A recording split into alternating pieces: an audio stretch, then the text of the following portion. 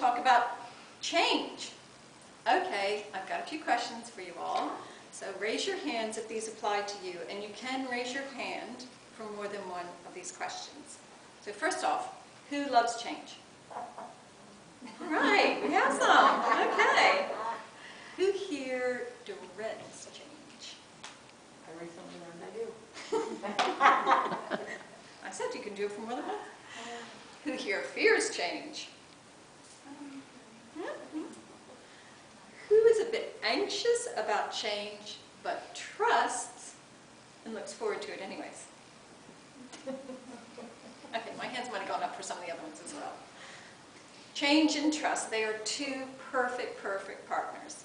You've heard the saying, there's only two things that are guaranteed in life, and they are pay taxes and die, right? Haven't anybody heard that old saying? Okay. So it's not just me then. Well, that's not exactly true, is it? Because, well, it's definitely true about the dying part, except for we as spiritualists know that even though our bodies will die, we do know that our spirit lives on, so we can still communicate, but it's just differently. But at least we know that it's only the body that dies. So that's a bonus as being a spiritualist. But the part about the taxes, well, not everybody does pay taxes. I mean, it depends on their circumstances, where they live, or how good their financial planner is. But the two things that you can count on are, one, dying, as I mentioned, and change. Change is guaranteed. And change, whether you like it or not, it's inevitable and it's constant. You may run into an old friend who tells you, you haven't changed a bit, and they're actually trying to give you a compliment. But if they actually spoke to you in any length of time and then still have that to say, that would be kind of sad. It'd be kind of sad to think that you hadn't grown in wisdom or from your life experiences. That, I mean, who would want to totally remain the same, right? We want some change. When you purchase something, you receive change. You change or exchange your money for goods or services, because what good would money be if you couldn't do that? I mean, it would be worthless if you couldn't exchange it for something you need or desire. You really need that exchange, that change process to happen for it to be worth anything. And you change diapers. Well, at least most of us have in our time. And that is a blessed relief, not only for the child, but for anyone who's within smelling distance. It's a very simple process. You take a stinky waste, and then you just turn that into a fresh and clean child for everyone's pleasure. So it's an easy change. Well, for most parts. There are some doozies once in a while. I have 3 children, I can vouch for that one. So change can be for the better or for the worse. And that leads me back to dying. A sudden or untimely death not only changes that person's life, but all of those near and dear to them. It then causes a ripple effect of changes, and depending on each individual situation, those effects are big, usually unwanted changes, and on top of that, the survivors dealing with all of these changes are in an emotional state. Difficult times at the best of times. You have no choice but to accept that change of losing the loved one. And often there are many other changes that you have to make that you have no choice about, and you just have to accept as well. There are many other changes you do have choices about during that time, and that's where trust and tapping into the divine guidance of spirit come into play and to help you and guide you. Most changes you do have choice in. Your change into who you are becoming is made by your choices. You make the decision to make changes in your own, either on a whim, a feeling, thinking it out logically. A lot of us take the time to think it out logically. You might even discuss it with one of your nearest and dearest, one of your trusted friends who can give you their opinion in a slightly different perspective, be your sounding board.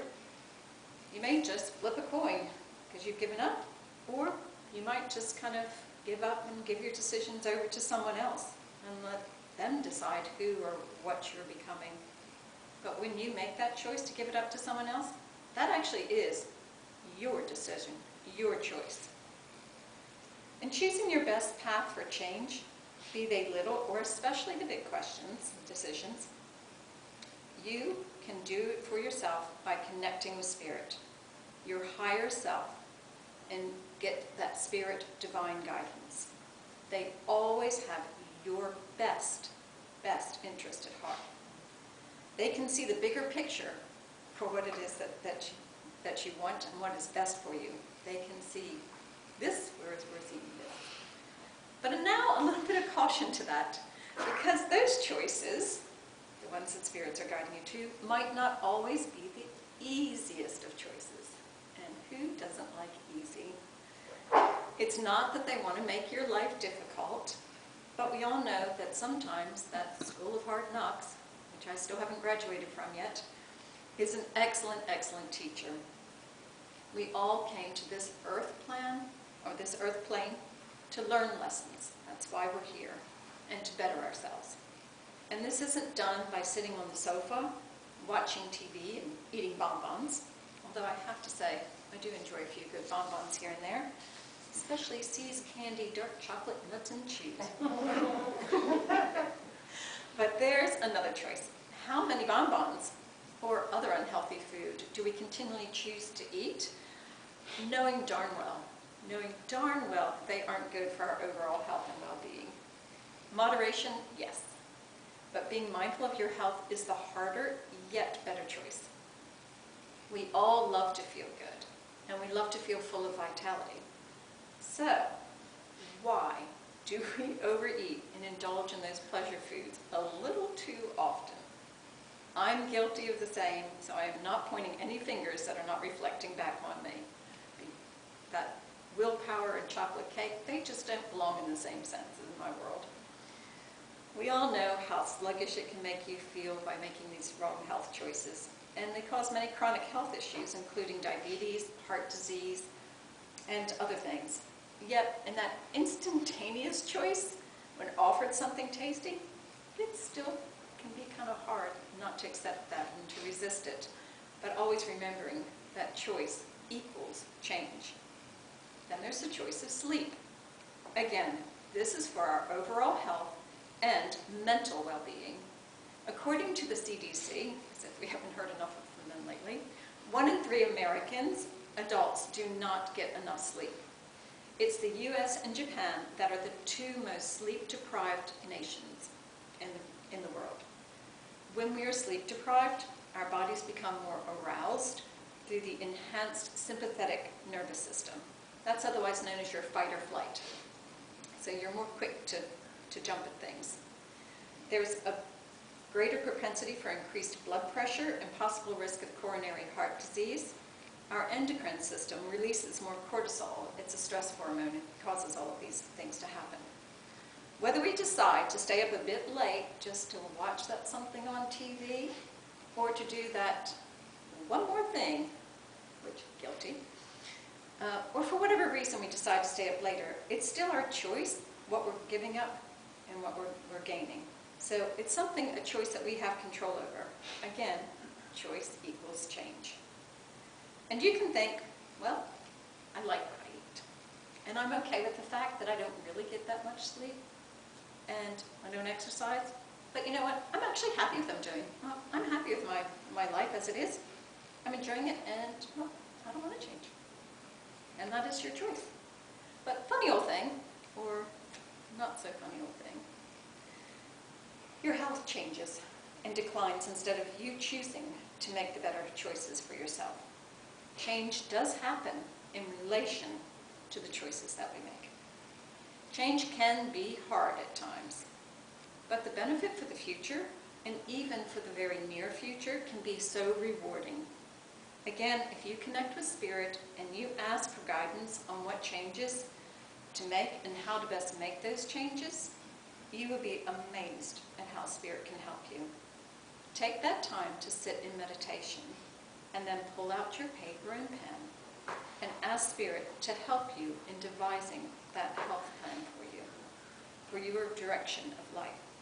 You will be amazed how Spirit shows up for you and just kind of helps you in your writing, and all these great ideas come in. Spirit is always there to meet you more than halfway.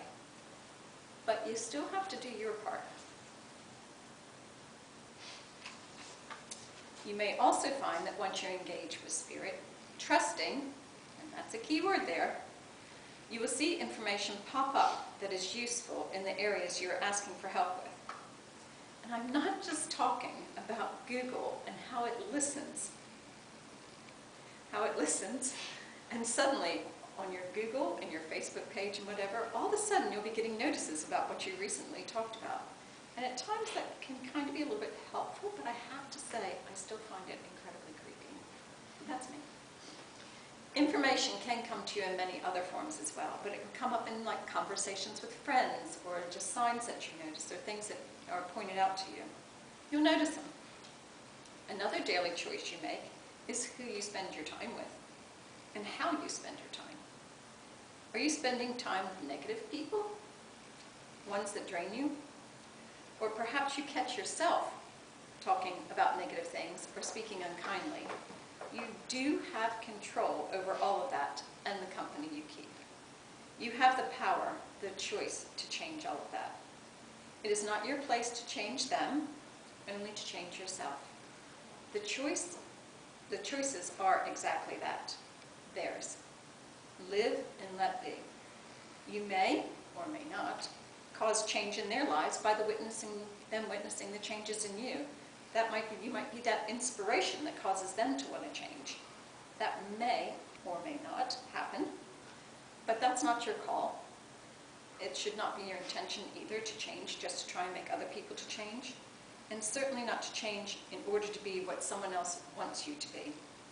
That is not honoring who you are and your authentic connection to Spirit. Your focus should be on you and how your changes bring you closer to the divine. When you're considering your changes, notice how that feels to you. Is it taking you into a higher vibration or a lower stagnant vibration? When you see people who are shining and they're in that happy, high vibration, do you ever notice how positive these people are? They're positive about life. They're positive about others. They're positive about themselves. And yes, it is really important to be positive about yourself. We are all part of the divine. We are all God's sparks, with God living inside of each and every one of us.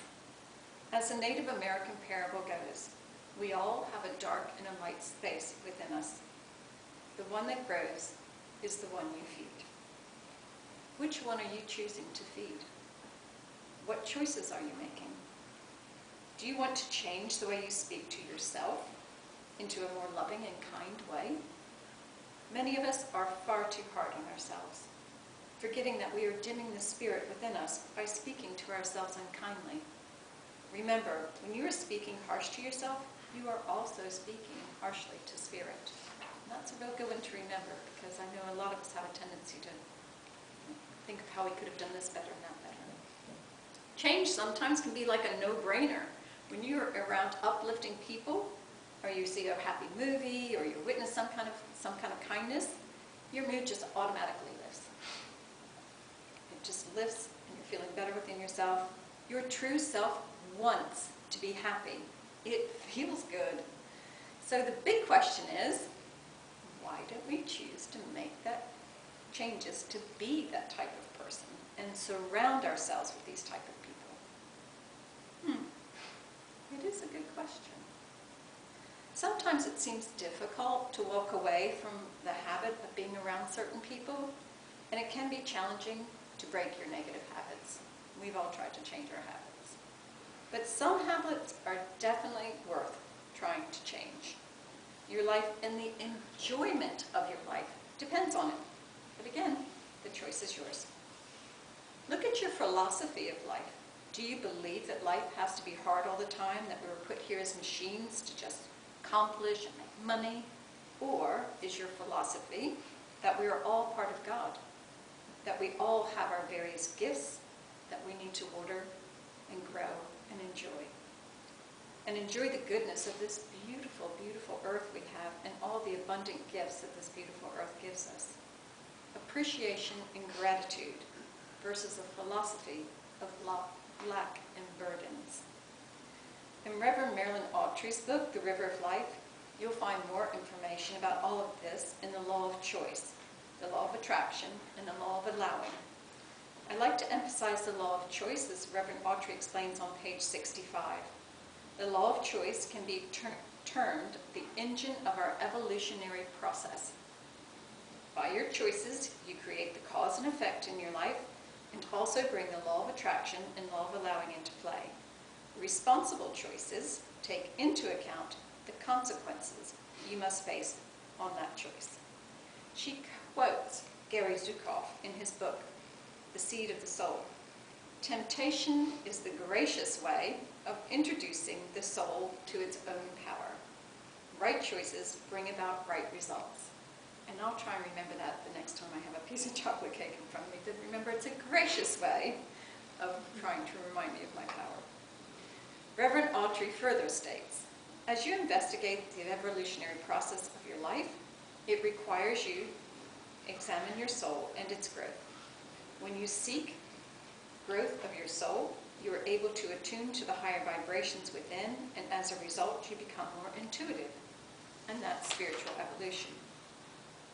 As you can see, working with spirit helps you to make the right choices, and the more you evolve and your intuition evolves, the easier it becomes to have that connection with spirit as your inner compass. So the good choices just become more natural. That's not to say that you still won't make some off decisions at times, because we are still very human. And we're constantly learning, if we allow ourselves to learn. You can start out by deciding to look in the mirror, put on a smile, and change your attitude for the most positive attitude you can muster for the day, and then go out about your day. Expect the best, don't look for the sour. As you go about your day and your interactions with others, just try smiling and wish the best for them, and you'll be really pleased to see the kind of reactions that you get back. You'll really be delighted by the responses. And yes, you're still going to see some people as being stupid or inconsiderate, or what the heck were they thinking? Because they're human and we're human. You can choose, though, how you react to these things, and whether you will give their actions the power over you, or if you will hold on to your own power of choosing to ignore and react positively. If someone cuts you off in traffic, it usually has nothing to do with you. Just let them be on their way and be grateful that they are no longer around you to cause an accident. Who knows what's going on in their lives? We really don't know. Just be gracious and bless them. They'll never know, but you'll feel better for it. Change is inevitable. Everything changes. People, places, climate, seasons. We like some of the changes, but certainly not all of them. What we don't like, it's learning to change what we can, and then learning to also accept the rest. Being mindful of your attitude is actually paramount. I did say everything changes, but that's not exactly true, because the constant is God's love for us. That is a constant. We don't have to earn it. God is not here to punish us. Spirit is always here for us. Always.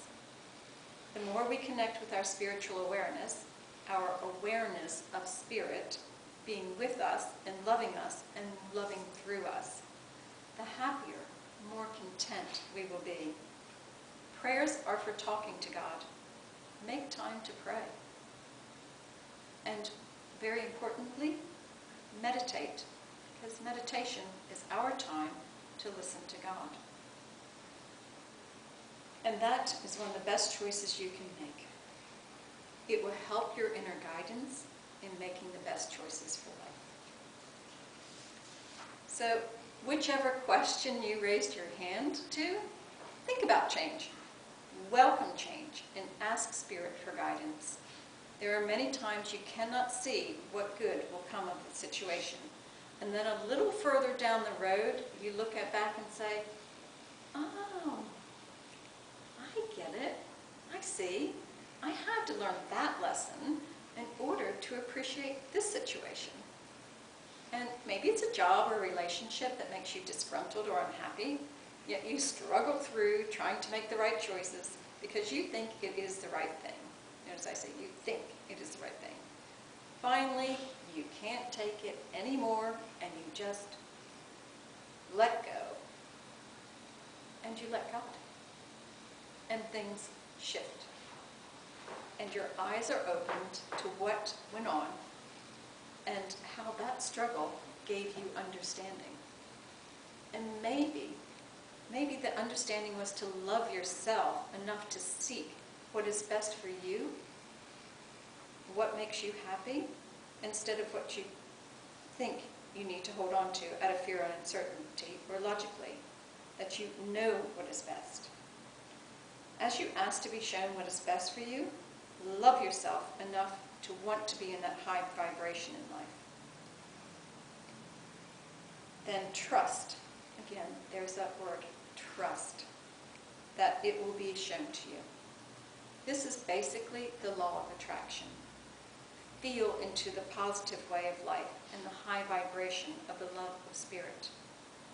As for change, embrace it. It's going to happen anyhow. It's not always easy, but trust that when you connect with spirit to make the right choices, those changes will always be for your highest good.